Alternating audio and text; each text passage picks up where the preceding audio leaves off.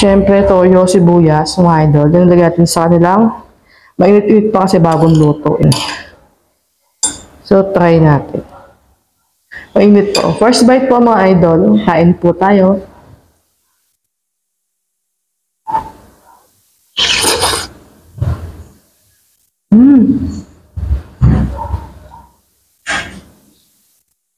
Sarap nga.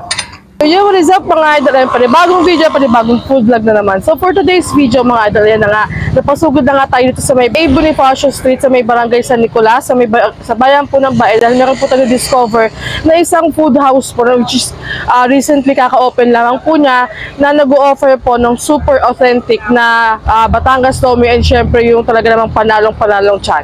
Ayan, sa mga mahilig mag-food trip dyan, ayan, at talaga naman nagkikrave sa mga Batangas Lomi, ayan, at kayo po ay taga-Bae or mga kalapit bayan, ayan mga idol, hindi nyo po kailangan dumayo pa sa malayo upang makatikim po ng authentic na Loming Batangas and Chami. Kaya mas sa mga interesado dyan, ano pa kinihintay nyo mga idol? Arat na! In front of Barangay St. Augustine.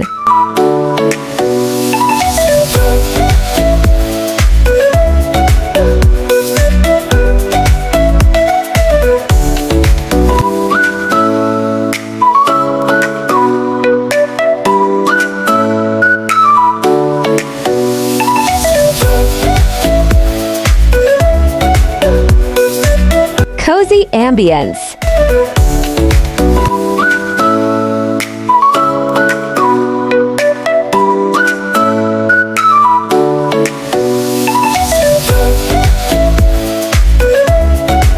Fully air-conditioned resto.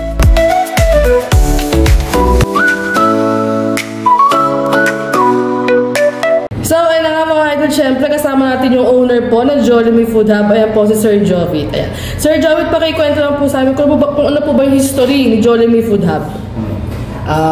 Pinanganak ako at lumaki kasi sa Batangas. And nung mag-asawa ko dito, taga Los Baños yung naging asawa ko. That was way back 2003. So, since then, syempre, hinahanap-hanap mo yung Loming Batangas kasi kinalakihan mo. So, I decided na bakit hindi ko dalhin yung konsepto ng totoong Loming Batangas dito sa Los Baños.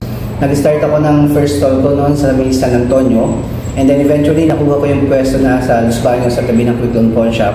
And as you mentioned kanina, kita mo naman talagang dinadayo ng mga kasamahan natin yung Loming Batangas natin. So, marami kaming kliyente, mga taga-Bae, taga-Kalawan na nagtatanong wala ba kayong branch sa Bae para hindi na kami bibiyahin ng Los Baños. So that's why we decided na maghanap dito, and dito nga nakuha namin itong pwesto dito lang sa tabi ng Rural Bank of Bae. Sir, ayan po, diba? So, kumbaga nowadays po talaga, sir, kasi sobrang dami talaga ng mga food stalls na naglalabasan na nag-o-offer po na talaga ng sinasabi nila authentic Batangas Lomi. So, ano po ba ang pinagkaibahan ni Jollibee, or ano po ba yung pwede ipagmalaki ni Jollibee sa iba na talaga pag sinabi nila, to Jollibee to? Ikaw mismo na-mention mo kanina na masarap talaga yung mga toppings natin. Actually, halos pare-parehas sa mga Lomi. Yung quality lang talaga ng sabaw. And nagpapasarap talaga sa Lomi yung mga toppings niya. Kaya we made sure na yung mga toppings niya are talagang homemade. So, ako kasi mahilig ako kumain, mahilig ako sumasarap. So, pag hindi masarap sa akin, hindi ko ibebenta yan sa iba. So, yun talaga yung sekreto ng Batangas Lomi ng Jollibee. So, ayan po, meron po bang Facebook page si Jollibee para po just in case po na ma-follow po nila kayo, or para po sa upcoming mga promos nyo po, mga products? Yeah, although hindi kami masyadong active, pero we're starting now to be more active doon sa Facebook. Pero you can search yung Jollibee, you will be able to find yung Facebook page namin. Sir, ayan, please do invite our followers po and viewers to drop by here in Bae or either po sa Los Baños para matikman po yung kanilang authentic and yet super sarap na Batangas Lomi. Yeah. So yun, ini-invite ko kayo. Thank you, Idol, for featuring Jollibee branch natin, Bay branch natin. So if you are craving sa authentic Batangas Lomi, you can visit our branch here in Bae. Kung taga rito kayo sa Bae, we are just located beside the Rural Bank of Bae. And yung main branch namin is yun sa Los Baños.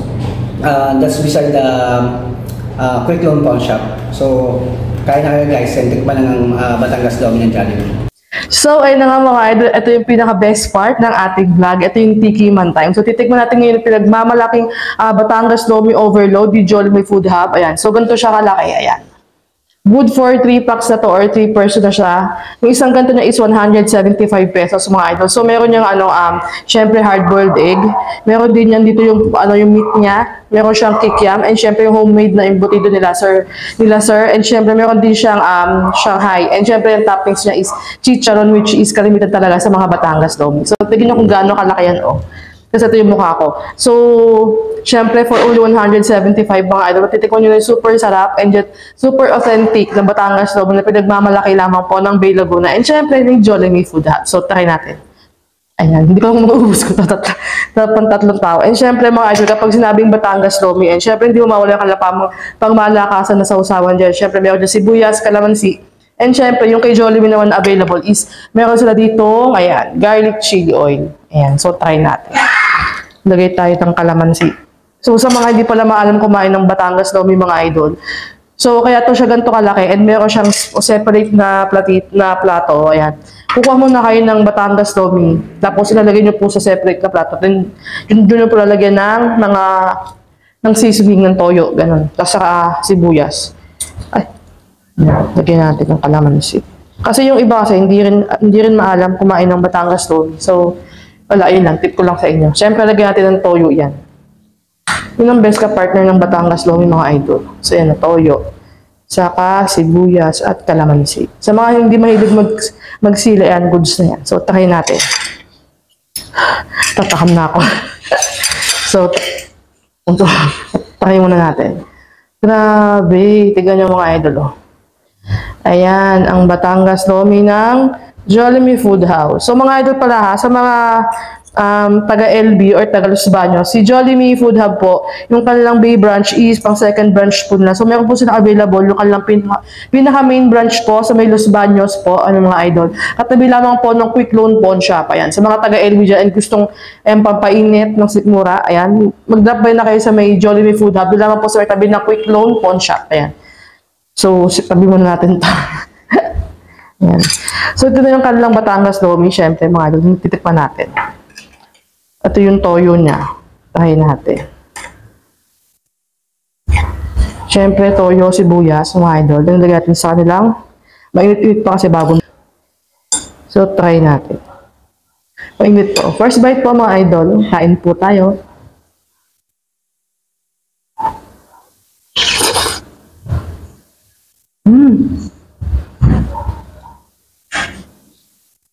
Sarap nga.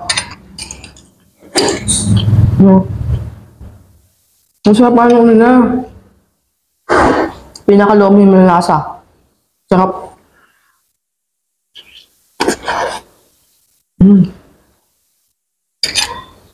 Siyempre, try natin yung kanilang pinagmamalaki na homemade embutido. Ayan Embutido siya kasi mga idol. Embutido. Homemade daw po ito, sabi ni Sir Jovi. Yung may-ari ng Jollibee.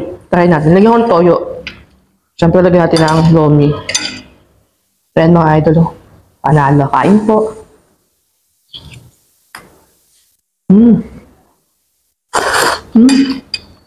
sarap na embutido. May lasa dyan. Naalala ko yung lola ko. Ang tugnan daw sila ng embutido ng lola ko sa pestahan. Sarap. So, ayan mga idol, ayan. So, mga nagkikrave dyan ng Batangas lomi. Ayan. At hindi nyo na po kailangan pandumayo pa sa malayong lugar para lang po makatingin ng super authentic and yet super affordable na Batangas lomi. Mag-drop by na po kayo dito sa may Jollibee Food House which is located lamang po sa A. Bonifacio Street, Barangay San Nicolas, Bay Laguna. And para po sa mga taga-Los Baños dyan, mga taga-LB, hello, shoutout po sa inyo. Ayan. So, mga nagkikrave din po ng lomi, ng Batangas, Shami, and syempre pansit gisado na short order, mga idol. Ayan.